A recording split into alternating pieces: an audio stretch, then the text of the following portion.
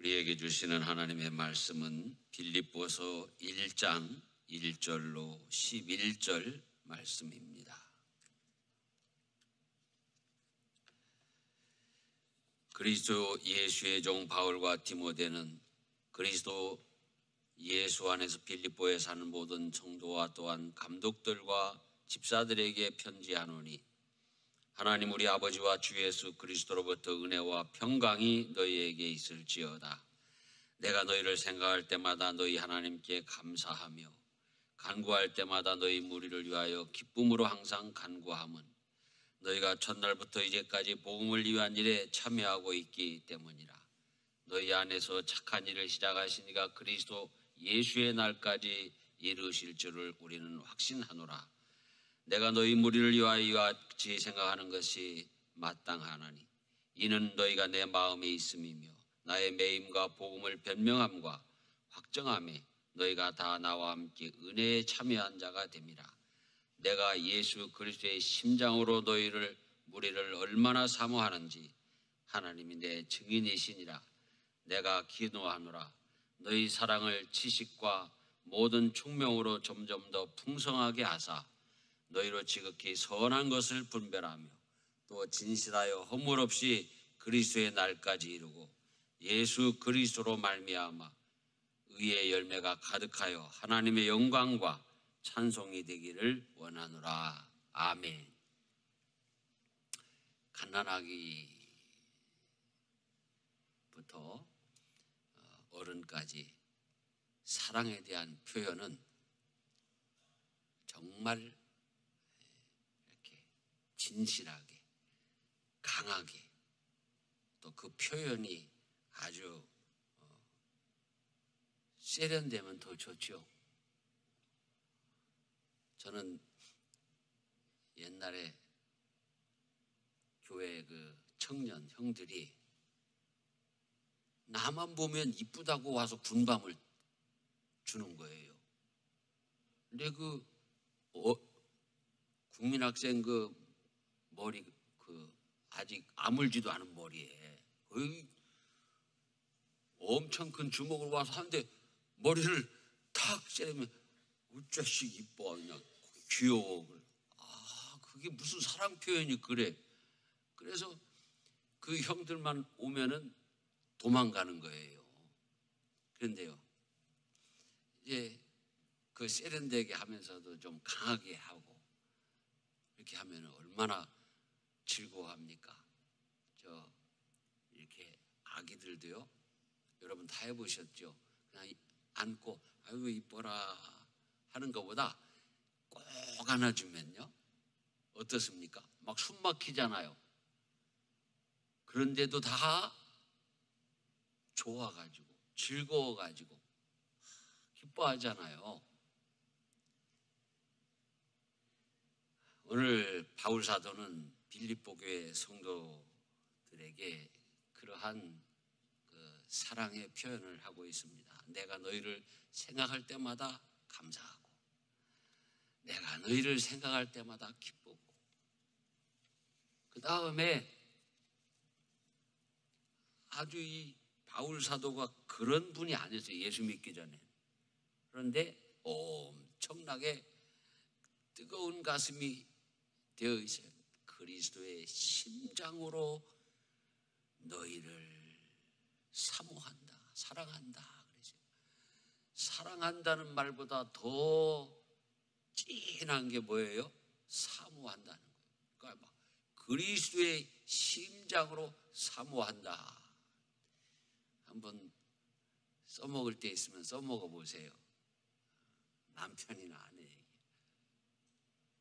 여보, 내가 내 심장으로 당신을 사모합니다. 그러면 아마 상당히 괜찮은 그 반응을 얻을 수 있을 것 같아요.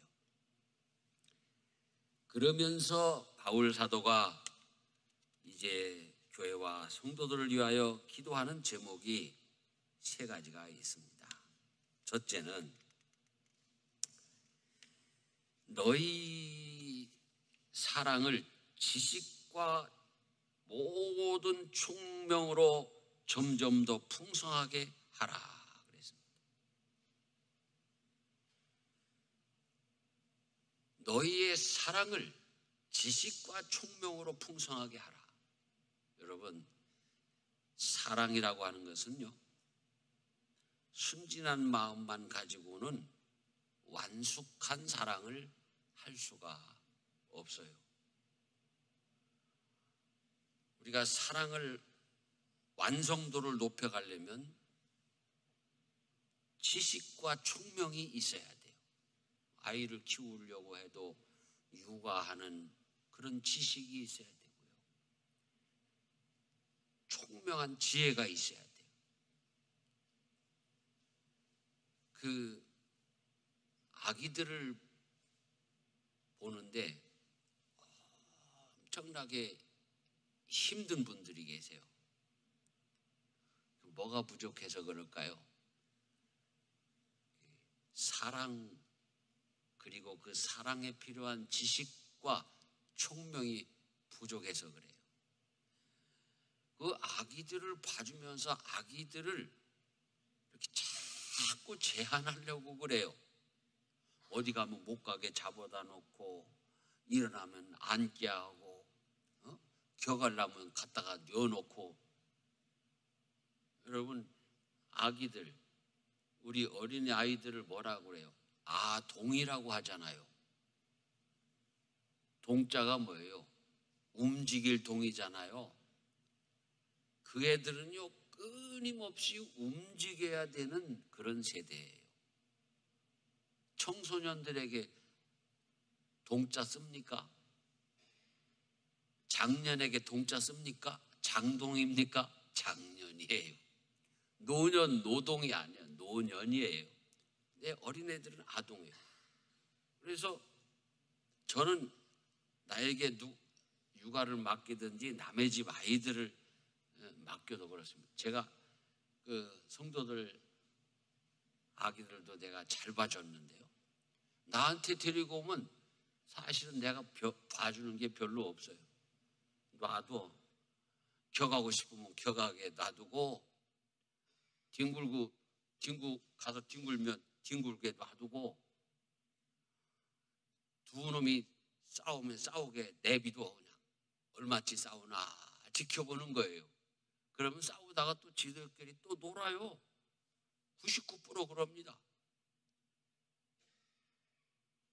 그래서 이렇게 그 아이를 사랑하는 마음, 그리고 그 사랑의 완성도를 높이기 위해서 지식과 총명이 필요한 것처럼, 우리가 이 세상을 이기고 믿음으로 승리하기 위해서는 하나님 사랑, 이웃 사랑에 대한 그 지식과 총명을 점점 더 우리가 가져가야 된다는 거예요. 우리는 이 세상의 문제에 민감한 분석과 판단을 해야 됩니다. 그래야만 우리는 하나님을 사랑할 수 있습니다. 너희는 이 세대를 본받지 말고 오직 마음을 새롭게 함으로 변화를 받아 하나님의 선하시고 기뻐하시고 온전하신 뜻이 무엇인지 분별하도록 하라 그랬습니다. 우리는 하나님 사랑, 이웃 사랑에 대해서, 이 사랑에 대해서 정말 잘 분석하고 잘 이해해야 됩니다. 복음적 이해를 해야 됩니다.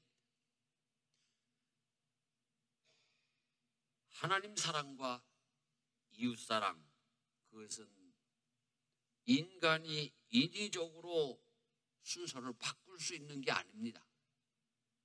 그런데 세상과 사탄은 교회의 사랑, 성도들의 사랑을 오염시키고 혼란하게 하려고 그 순서를 자꾸 바꾸려고 해요.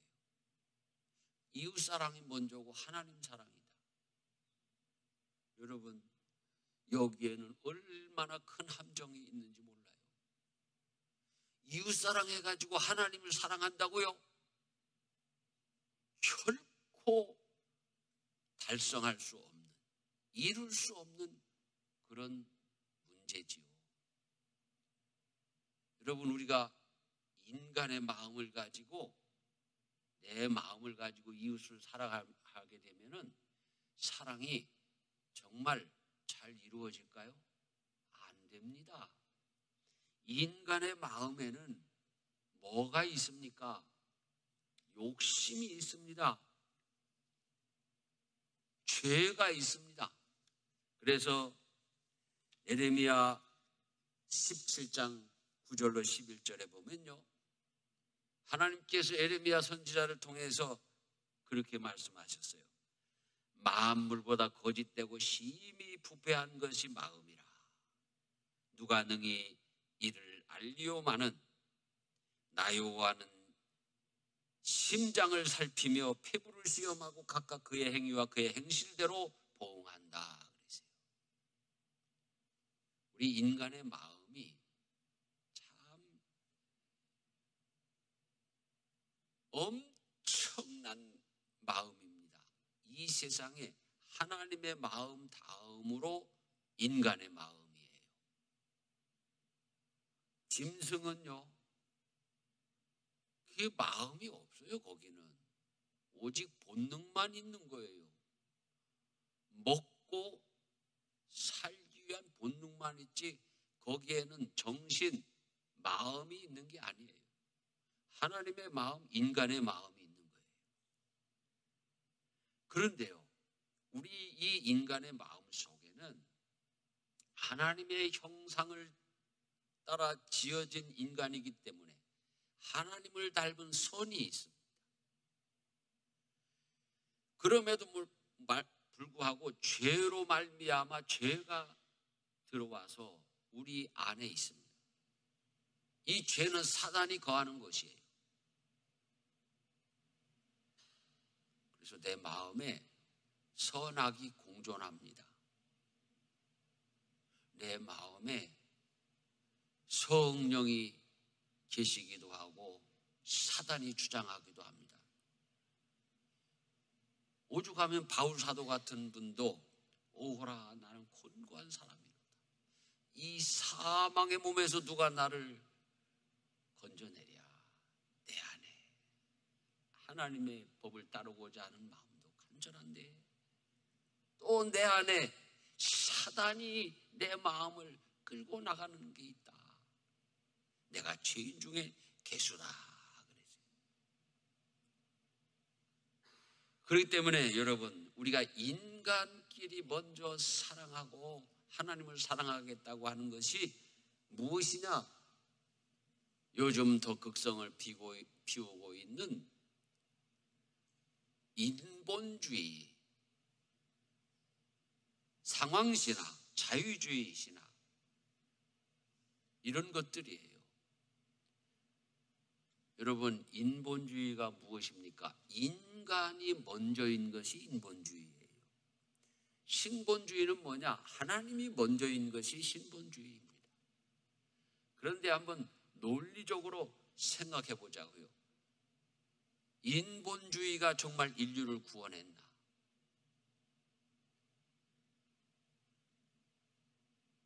16세기 르네상스 이후로 인류는 인본주의에 깊이 빠져들어갔습니다. 합리주의와 과학주의를 기반으로 해서 우리 인간 정신으로 이 세상에 유토피아, 지상낙원을 건설할 수 있다.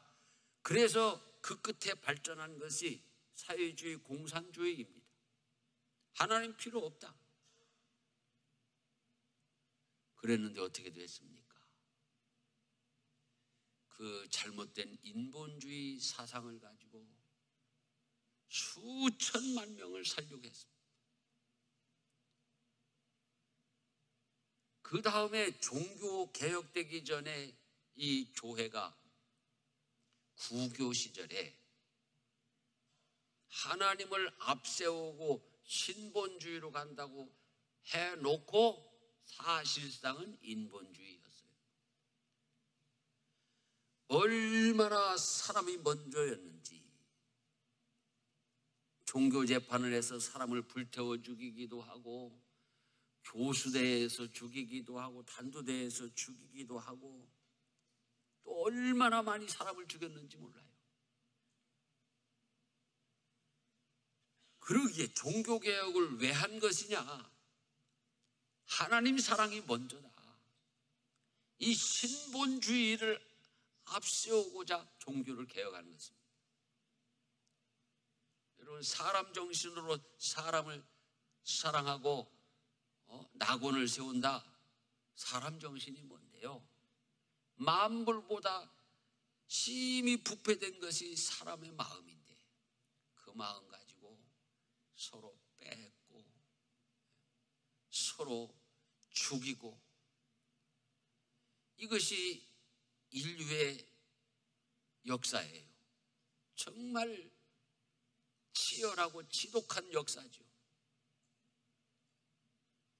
사람과 사람이 만납니다. 저거를 이용해야 됩니다. 그렇기 때문에 속이고, 이용하려다가 안 되면은 죽이고. 요즘 말이에요, 그 캄보디아에 여행을 잘못 간 사람들 보세요. 여러분, 동남아 여행은 당분간 자제하는 게 좋을 것 같아요. 왜냐하면 내가 보는 견지에서는 그 중국인들이 동남아에서 기여한 것들이 그동안 참 선교적으로 많이 있습니다. 교회가 그렇게 저렇게 극심하게 핍박당하고, 이 극심한 이 사회주의, 공산주의, 1인 독재 시대 들어가기 전에는 그래도 그 동남아시아에 있는 교회들을 가보면요, 자, 뭐 말레이시아, 인도네시아, 뭐 베트남, 캄보디아 쭉 돌아보면요, 현지에 있는 그 교회들이 참 열악합니다. 개척교회가 됐던 건축이 되어 있는 교회든 열악한데, 그래도 막 돌아가. 그게 어떻게 이렇게 잘 그래도 교회가 선교 활동을 하고 돌아가느냐 하면, 뒤에서 보면은 그 예수님을 영접한 그 중국 화교들이, 사람들이 재정이 대단하잖아요. 그 사람들이 다 교회 운영비와 선교비를 이렇게 후원을 막 하는 거예요. 그런 좋은 시절도 있었는데, 요즘 보면은 그냥 다들 뭔가 미쳐버린 것 같아요. 막 흩어져 가지고 전 세계에서 가장 흩어지기 쉬운 것이 동남아시아니까, 흩어져서 지금 그냥 사람들을 잡아다가 이렇게 이용하려고 하고, 이용하다가 안 되면 죽여버리고 그러잖아요.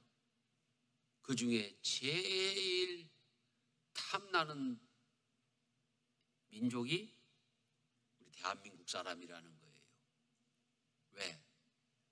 베트남 사람이나 자기네 나라 중국 사람이나 뭐 동남아시아 어디 사람 하나 잡아다가 아무리 때리고 해도 1,000만 원 마련해서 며칠 만에 송금할 수 있는 사람들이 드물어요. 근데 우리 대한민국 사람들은요, 이제 잡혀갔다, 큰일 났다, 1,000만 원 내일까지 송금 안 하면 죽는단다 그러면 송금 안 할 사람이 어디 있어요? 내가 보기에는 뭐 거의 다 송금합니다. 그 인간이라는 게 이런 거예요. 인간의 마음을 가지고 낙원을 이루겠다고 하면 할수록 사단의 나라를 세우는 거예요. 왜? 내 속에 죄가 있기 때문에. 그러나 우리가 하나님을 사랑하고, 그래서 하나님을 사랑하고 하나님께 은혜 받고 하나님께서 주신 축복을 받으면 어떤 마음이 생깁니까? 불쌍한 사람 보면 동정하고 싶은 마음, 가난한 사람 보면 구제하고 싶은 마음, 예수님의 마음이 나오는 거예요. 그렇기 때문에 하나님을 사랑해가지고 이웃을 사랑하는 것이 그것이 맞는 것입니다. 그런 거로 오늘 우리는 예수님 사랑, 예수님 중심, 예수의 복음으로 살아야 됩니다. 즉 복음의 중심성을 지켜야 된다는 거예요. 물론 우리가 이웃사랑을 때에 따라서는 먼저 할 수도 있지요. 그럴 때가 있죠. 지금 굶어 죽어가는데 지금 빨리 죽이라도 한 그릇 안 먹이면 죽잖아요. 그런 사람한테 가가지고 예수 믿으면 이 죽을 줄 거야, 믿을 거야, 말 거야 하면 안 되죠. 일단 먹여서 살려놔야죠. 그리고 좀 정신을 차리고 몸이 회복되고 듣기도 하고 말하기도 하고 좀 움직일 수 있을 때 예수를 믿어야 구원받습니다. 이 복음을 전하는 거예요. 그럴 수는 있지만 우리가 예수 복음, 이 예수님 중심을 놓치면 안 된다는 거예요.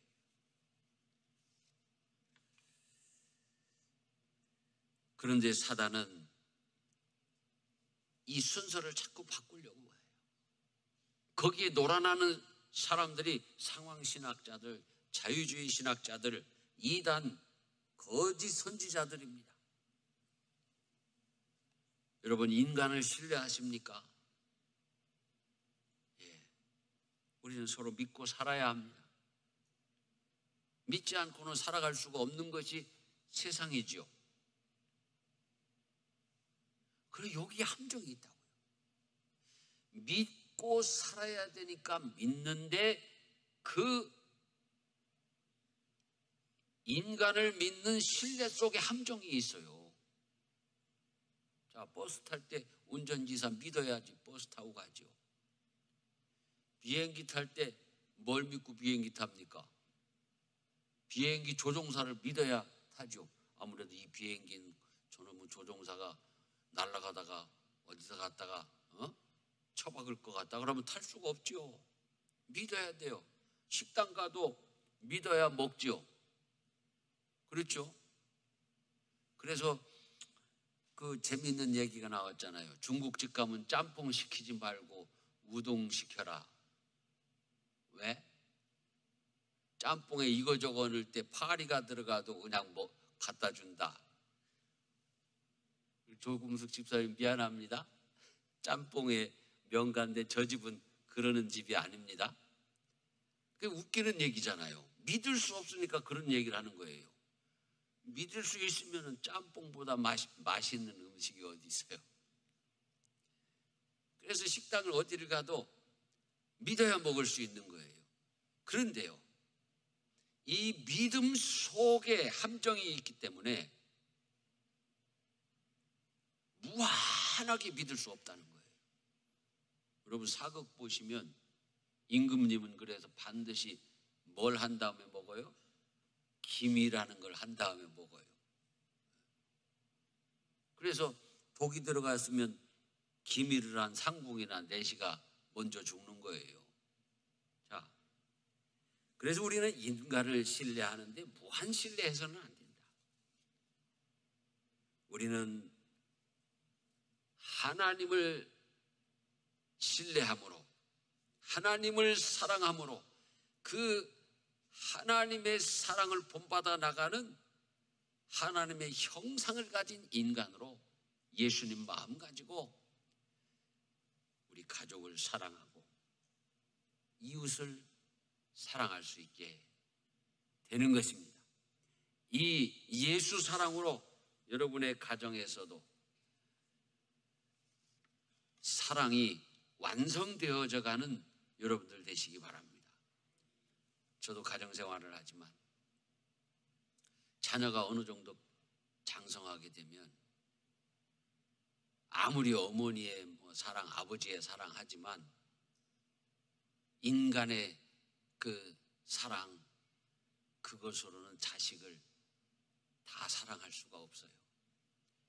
예수님 사랑, 그 사랑을 내 마음에 품어야 자식도 온전히 사랑할 수가 있어요.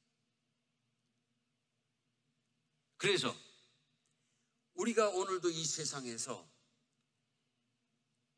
예수 정신으로 살면 실패 같아도 성공이고, 예수 정신으로 살면은 지옥 가는 것 같아도 천국 가는 것입니다.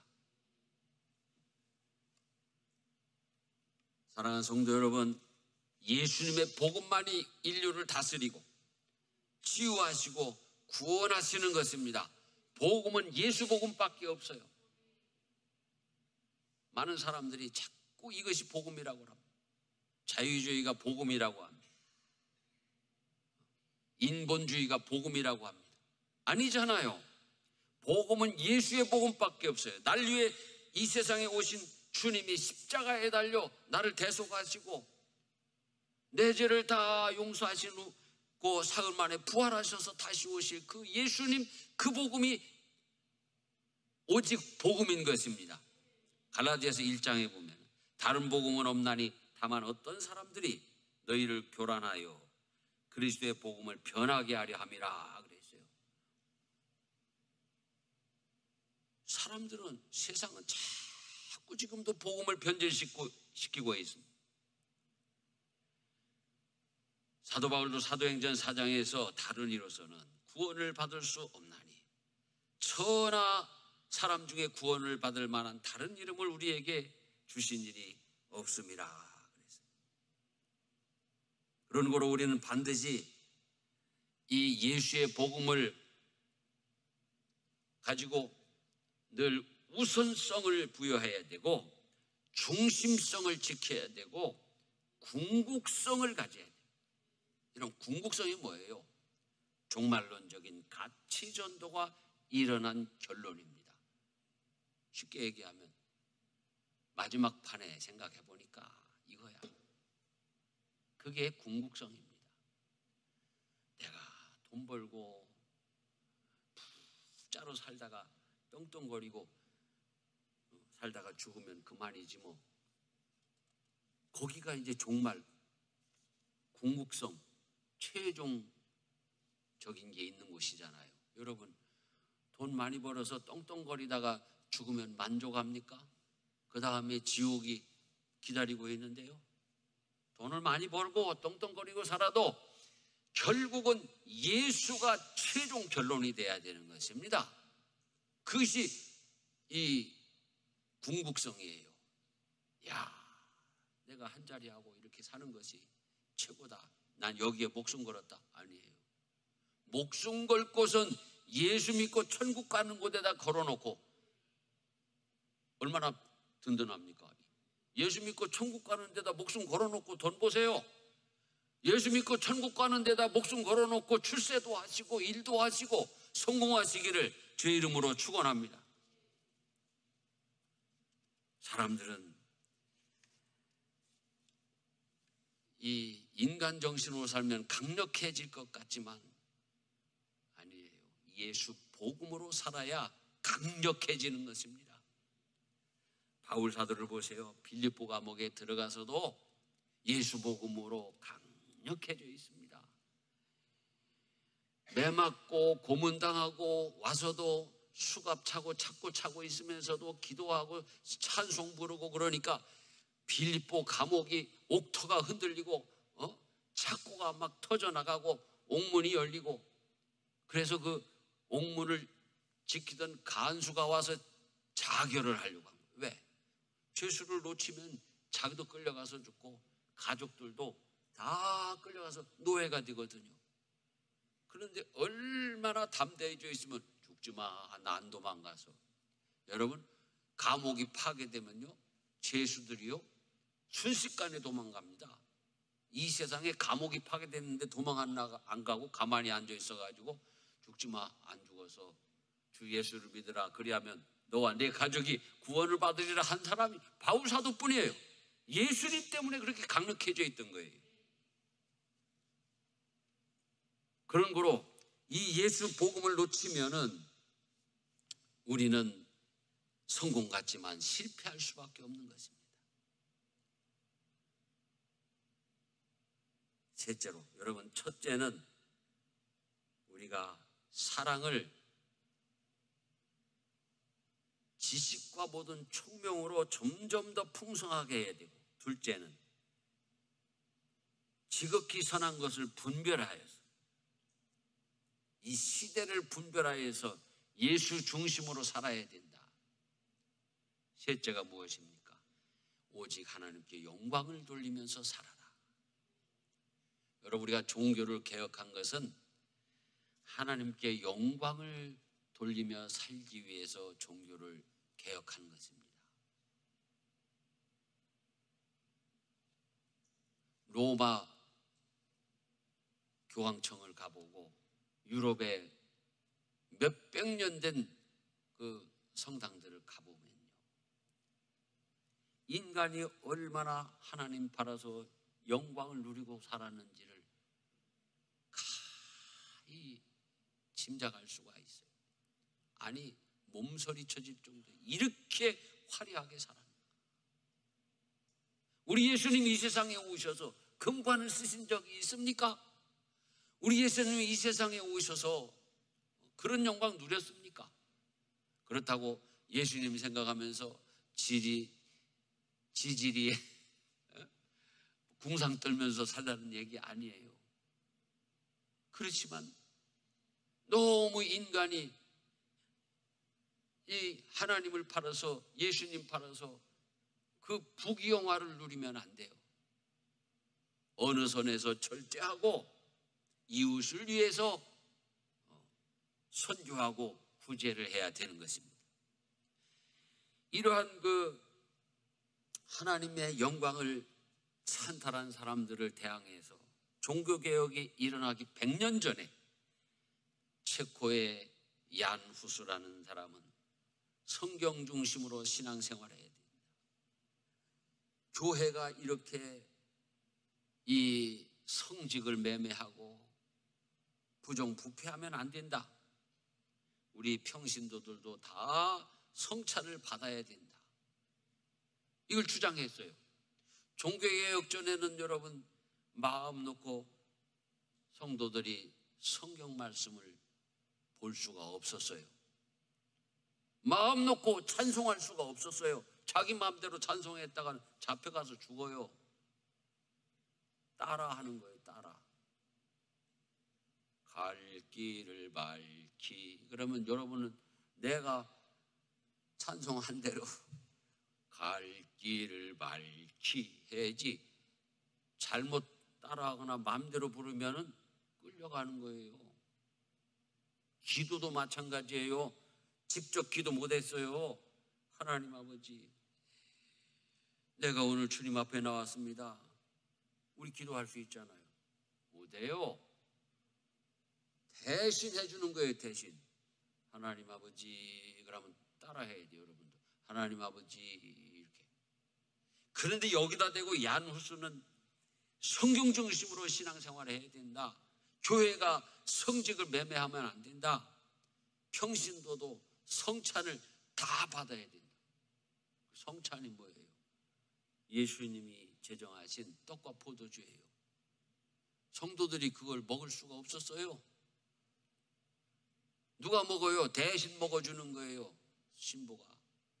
그거를 주장하니까 1415년 콘스탄츠 공의회에서 종교재판을 받고 화형당했어요. 불타 죽었어요. 그때 야누스는 당신들은 지금 거의 한 마리를 불태우지만 한 세기가 지나면 태우지도 끓이지도 못할 백조를 만나게 될 것이라 그러면서 죽었어요. 100년이 지난 1517년 마틴 루터에 의해서 종교개혁이 일어났어요. 그러기에 오늘도 우리는 끊임없이 개혁되는 교회여야 해요. 무엇이 개혁되어야 되나요? 성경 중심, 예수 중심, 오직 하나님께 영광을 돌리는 교회로 개혁되어 나가야 돼요. 우리의 신앙이 하나님의 영광을 위한 신앙이어야 합니다. 우리가 나를 위한, 나의 영광을 위한 신앙이 되면은 하나님께 영광을 돌리지도 못할 뿐더러 나도 영광을 누리는 것이 아니라 비천해지는 거예요. 비참해지는 거예요. 여러분, 이 세계 역사 속에 하나님께 영광을 돌린 귀한 종들과 모든 성도들 영광스럽게 된 것입니다. 제가 어느 한 전도사님에 대한 칭찬을 귀담아 들은 적이 있습니다. 서울에서 큰 교회에서 평생 전도사로 일하시다가 은퇴를 하셨어요. 남자 전도사님인데. 그런데 주변에 있는 목사님들이 목사보다 더 훌륭한 그런 전도사님이라고 칭찬을 했어요. 목사보다 더 훌륭한 전도사. 그분의 일생은 오직 하나님 영광을 위하여 일한 거예요. 그렇기 때문에 목사냐 장로냐 권사냐 집사냐가 중요한 게 아니에요. 하나님께 영광을 돌리는 그런 주의 종이냐 성도냐, 그것이 문제예요. 여러분, 무엇을 위해 예배하고 무엇을 위해 선교하고 무엇을 위해 봉사하고 무엇을 위해 친교하고 교육하나? 하나님의 영광을 위하여 하는 것이다. 여기에 성도와 교회의 승리가 있고 축복이 있습니다. 오늘 사도의 기도를 기억하면서 하나님, 우리의 사랑이 하나님 사랑, 이웃 사랑이 되게 하여 주시옵소서. 이 세상을 분별하고 이기게 하여 주시옵소서. 나의 모든 삶이 하나님의 영광을 위한 삶이 돼서 나도 그 안에서 하나님의 영광과 기쁨이 되게 하여 주시옵소서. 결단하시고 또 여러분의 일생이 그렇게 되시기를 주의 이름으로 축원합니다.